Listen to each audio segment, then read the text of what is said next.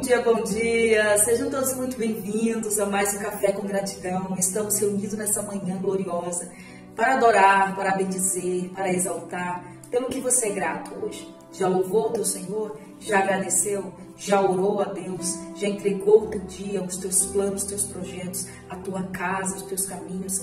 A Bíblia diz, entrega teus caminhos ao Senhor, confia nele e o mais ele fará. E ainda diz, deleita-te no Senhor e ele concederá o que deseja teu coração. Sim, quando você se entrega a ele, ele te entrega a tua petição. Quando você se deleita nele, busca primeiramente o reino de Deus e a sua justiça, prioriza a sua amizade com ele, o seu relacionamento, o seu devocional, as demais coisas com certeza serão acrescentadas, porque nós priorizamos aquilo que é mais importante. O que tem sido prioridade na tua vida? O que tem tomado a primazia? Não permita que nada roube a tua comunhão com Deus, a tua adoração, a tua devoção. Faça da tua vida um altar. Construa aí na tua casa um altar de adoração ao nome do Senhor, aonde você invocará o seu nome, aonde você clamará a sua presença, aonde você colocará no lugar secreto, cotidianamente, todas as suas ansiedades. O apóstolo Paulo disse, lançai sobre ele toda a vossa ansiedade, porque ele tem cuidado de vocês. Talvez o teu coração tenha estado carregado com muitas preocupações, com muitas ansiedades, com muitos anseios, mas se você entender que o Senhor é o suficiente, que quando você entrega, descansa, que quando você confia, todas as coisas vão começar a se organizar no seu devido lugar, como Ezequiel no seu vale. Aquele que confia, ele também entrega e ele também descansa.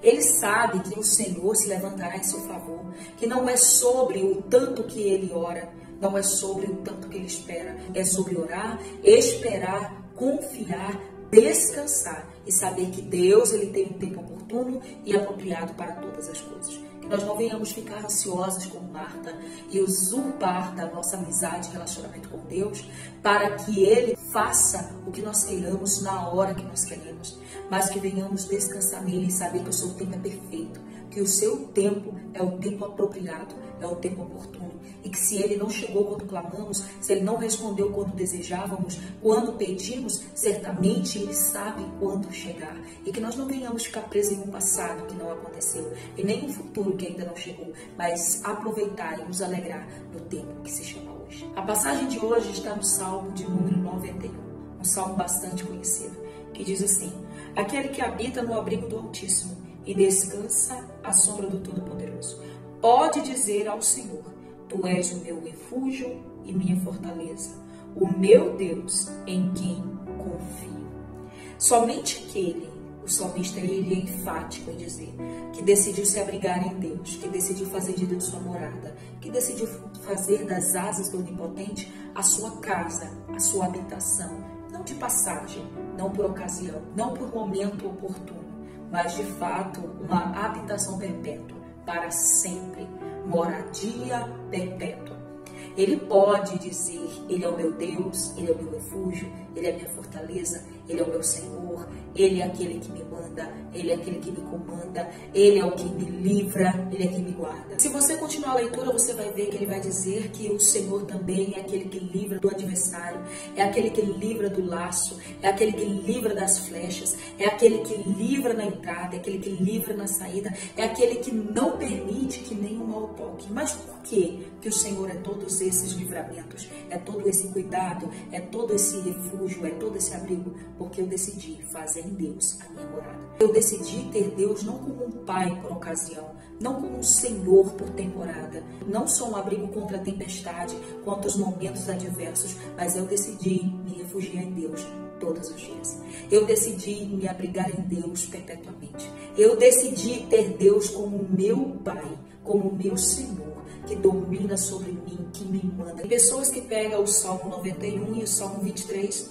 coloca a Bíblia aberta nessas páginas em cima de um móvel e ali elas ficam até ficar amarelada.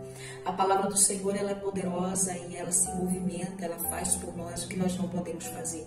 Mas não tem efeito algum se eu deixo a minha Bíblia aberta em cima de um móvel para que as páginas se degradem. Não, eu preciso observar essa palavra, eu preciso me alimentar desta palavra, eu preciso ler, meditar e viver.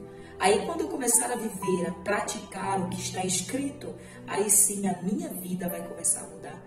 E eu tenho que ter Deus como meu refúgio, como a minha fortaleza, andando em obediência, observando a sua palavra, meditando na sua lei, me abstendo daquilo que não agrada ao Senhor.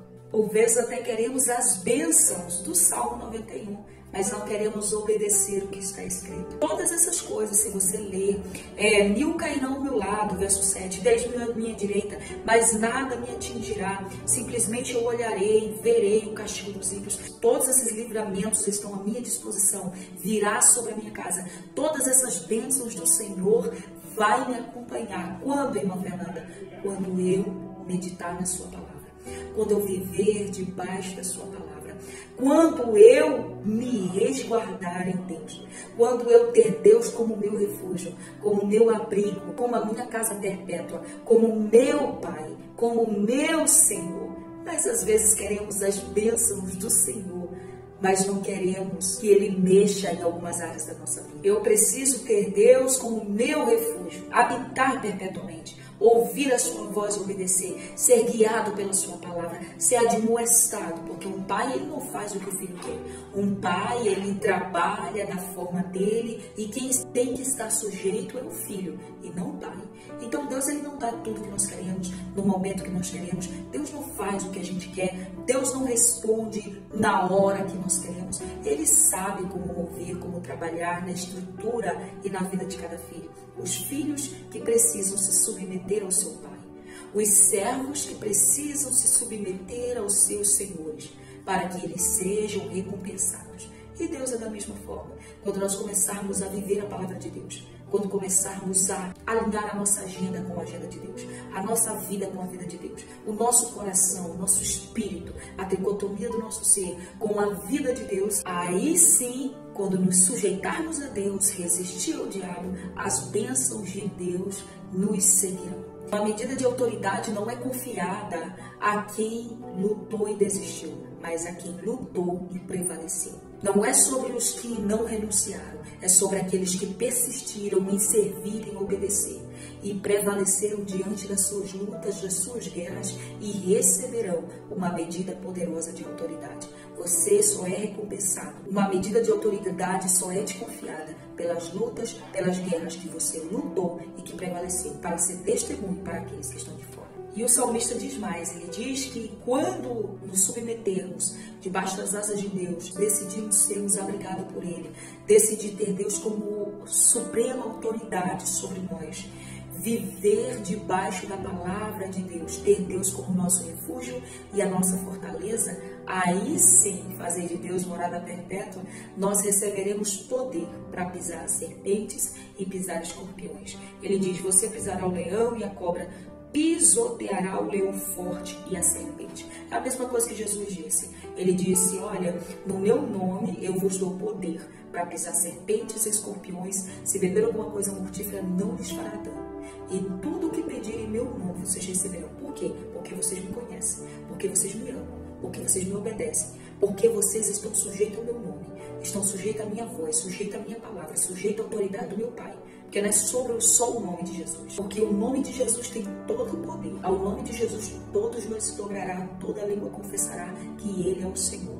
Mas a diferença de usar o nome de Jesus para fazer algumas coisas e a diferença de ter Jesus como seu Senhor, como seu dominador, ter Ele como abrigo, como amigo, como fortaleza, como o centro da nossa vida, é diferente do que só usar o nome dEle para fazer obras. Porque Ele disse, naquele dia virão a mim e dirão, Senhor, Senhor, fizemos isso e aquilo no Teu nome. No Teu nome curamos, no Teu nome pregamos, no Teu nome falamos. Aí Ele dirá, apartai-vos de mim, porque eu nunca vos conheci. Você entende isso? Que você pode usar o nome de Jesus, pode ter o nome de Jesus para curar, para fazer milagres, para dizer que Ele é o teu Senhor, mas se você não se submeter, não renunciar a si mesmo, não pegar a tua cruz e seguir como Ele disse aos discípulos em forma de renúncia de si mesmo para obedecer, naquele dia jamais teremos parte no seu reino, se nós não subjugarmos a sua palavra e a sua autoridade, se não habitarmos, se não conhecermos. E aí no verso de número 14, ele diz: porque ele me ama, eu o resgatarei, eu o protegerei, pois conhece o meu nome. Você compreende isso? Sobre amar a Deus, sobre conhecer o nome de Jesus? Ele disse: porque ele me ama, porque ele conhece o meu nome.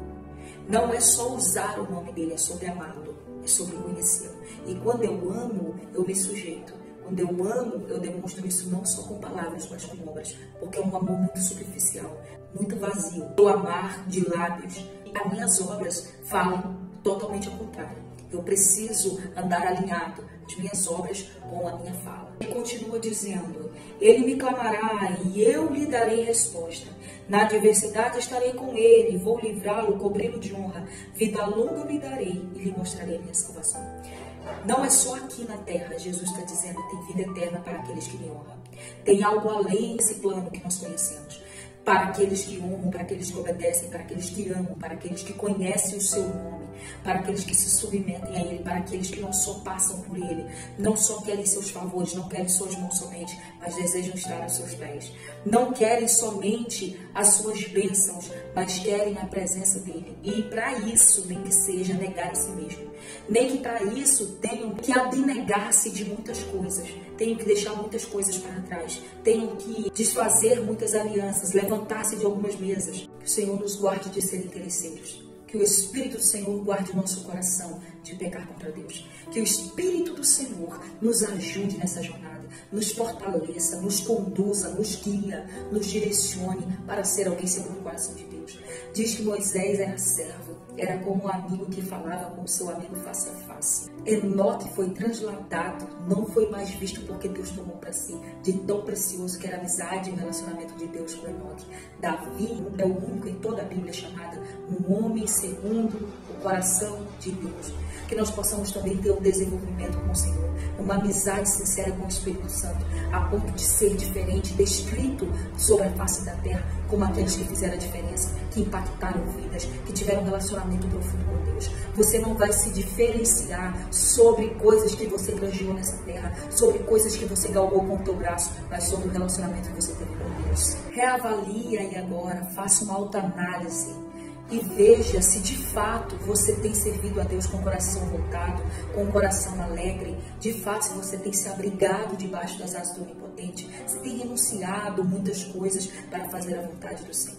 Não queira só suas mãos, mas deseje os seus pés. No final do dia, Jesus não quer suas mãos, Jesus não quer suas obras.